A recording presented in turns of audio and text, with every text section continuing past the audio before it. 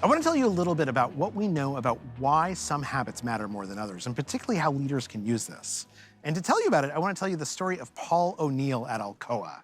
Alcoa, as many of you probably know, is among the largest aluminum companies on earth. And back when they hired Paul O'Neill as its CEO, he came in and everyone expected him to say he wanted to focus on productivity. He wanted to focus on making more aluminum and increasing profit margins. But instead, on his first day, he comes in and he talks to all the investors, all the employees, and he says his #1 goal is worker safety.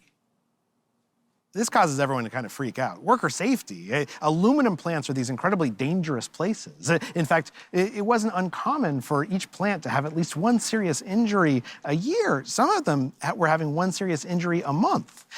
The stock market went crazy. They said, dump all of your Alcoa stocks. They've hired this hippie who wants to talk about worker safety to be the CEO.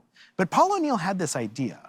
His idea was that if he could convince everyone to change their worker safety habits, that it would set off a chain reaction that would change other patterns in the company as well. So he goes in and he tells everyone, listen, what's most important to me is that our workers come to work knowing that they are safe. The values of this company are productivity and profit margins and doing our job well. But the #1 value is making sure that everyone knows that they can come to work and get home safely because we care about our people. Well, it causes this transformation inside the firm. Because it turns out that the only way that you can do work safely is if, in fact, you're doing work well. So Paul O'Neill hires a bunch of consultants to come in and to find out, how can we make aluminum in the most productive, the most by-the-book way so that nobody gets injured?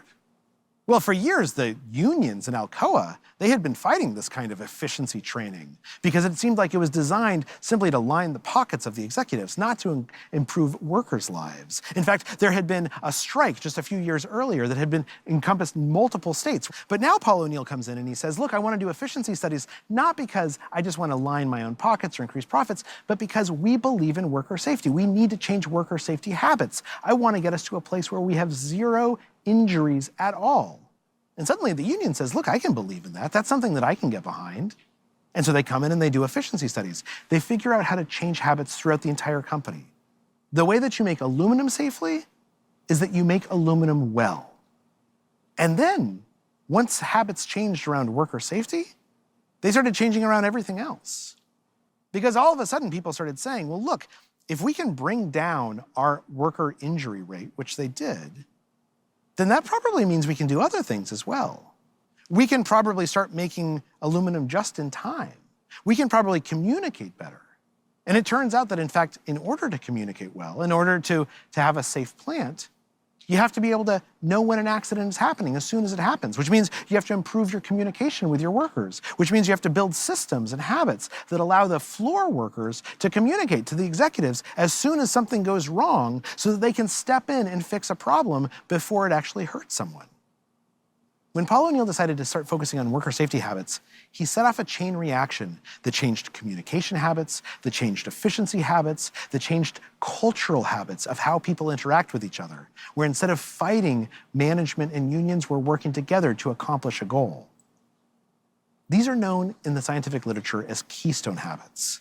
These habits that change how we think about ourselves and think about each other, and in doing so set off a chain reaction that changes our culture. And what we know is that keystone habits become powerful when leaders get behind them. Keystone habits are powerful when they involve values and emotions and talking about what we care about the most rather than just what we want to maximize. Keystone habits are the way that we change our lives and other people's lives.